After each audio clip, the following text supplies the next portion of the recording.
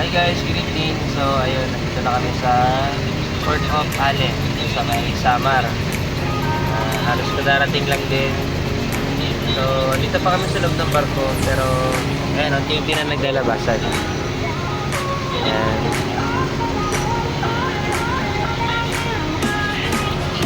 Ako na nga rin pala mag-drive. So palit muna kami ng person. Ako na mag-drive. So update na lang ulit pagka nasa daan.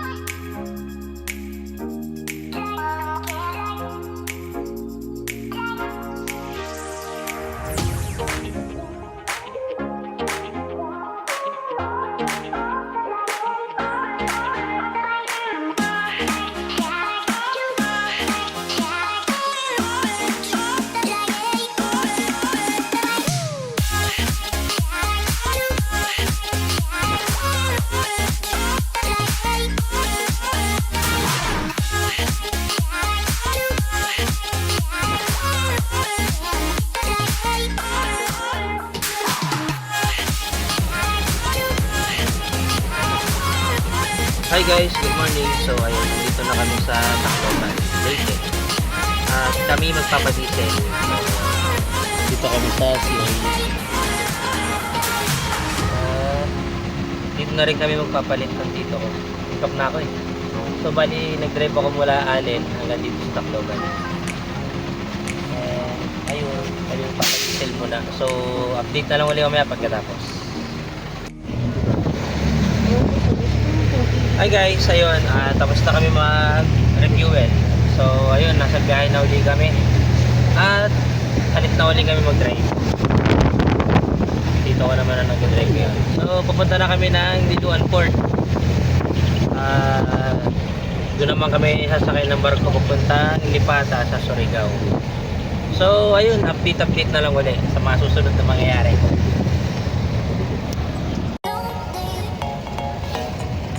Hi guys, good morning. So, ayun, nandito na kami sa Leyte.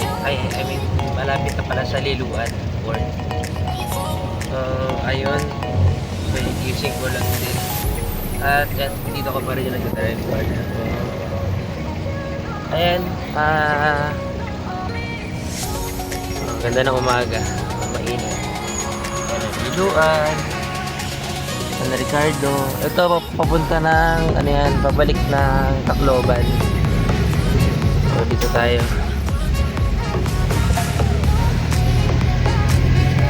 At napasarap yung tulog. So, mag-asikasa tayo ng ticket ulit sa pier. So, ayun. Update ulit tayo.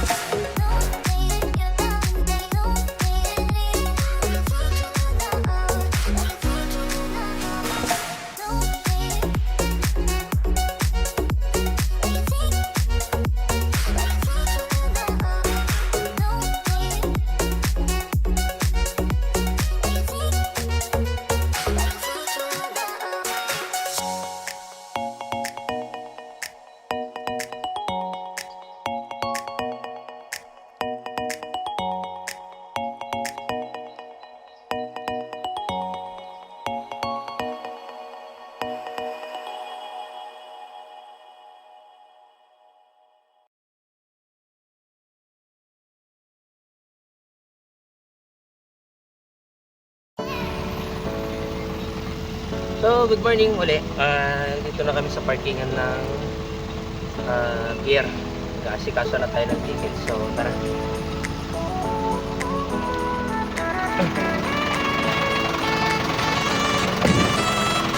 Ayun. Kaso muna tayo ng ticket. So, tara. Ayan. Welcome to Port of Liloan, Southern Leyte. So, tayo ay mag-aasikaso muna ng PO. Papunta tayo sa shipping line. Mainit dito sa gandang panahon. So, ayan, kita nyo naman. Wala rin masyadong pila ng bar. Pila ng truck.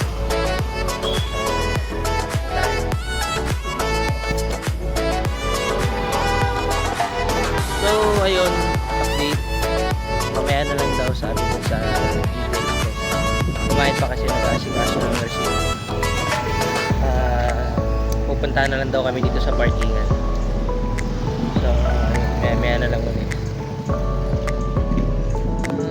Mainit ngayon. Ganda talagang panahon dito. So, ayan. Kita nyo naman. So, update na lang ulit mamaya.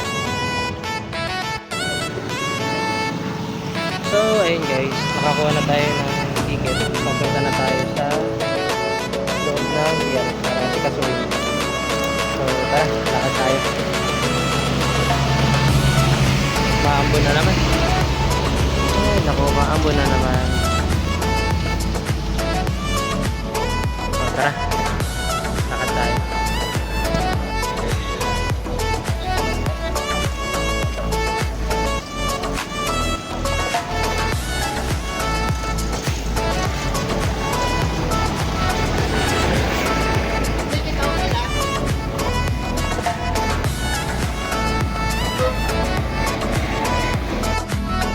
So ayun, nandito na tayo sa loob ng pier at ang barko dito ay dito sa Montenegro. So ito tayo maambon. So ito, kasi natin tong resibo. Maambon na naman. So ayan, ito ang loob ng Port of Liloan. So ayun, dito tayo sasakay sa GT Express na yun. At dito tayo mag-asikaso ng ticket. So ayun, asikaso muna. So ayun, nakakuha na tayo ng ticket. Pupunta naman tayo sa Coast Guard para sa patahan. So ayun, punta sa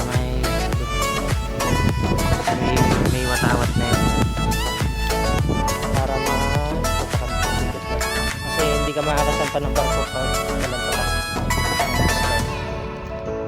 Laging may tatak dapat ng Coast Guard.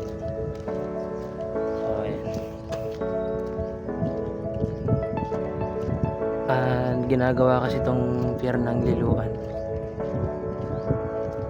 So ayun. At tayo magpapatatak muna.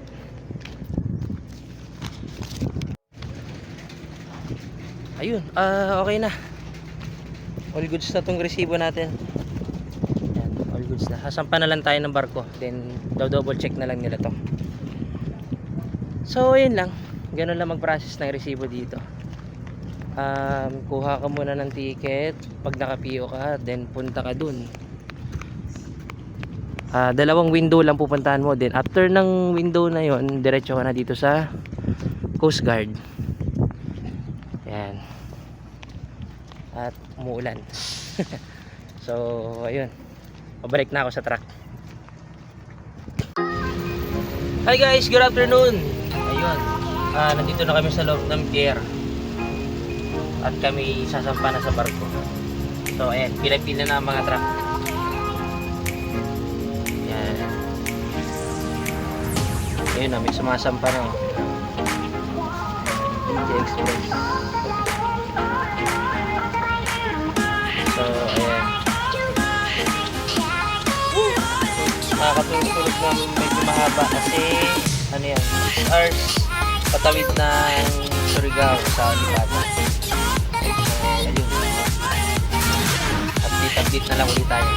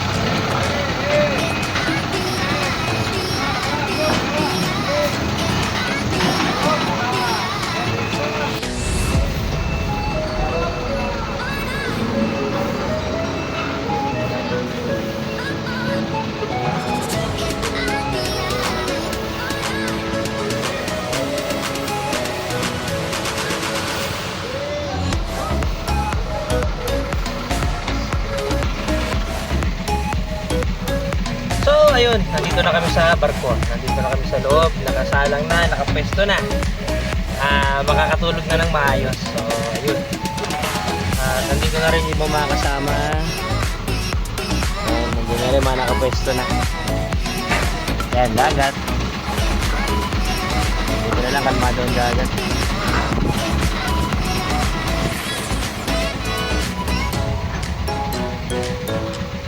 Mga 6 or 7 hours namin patawid sa Lipata po. So, ayun. At dito natatapos ang ating part 2 ng ating biyahe papunta sa Cebu. So, paglapag naman natin ng Surigao, doon ay part 3 hanggang Cebu. Yes!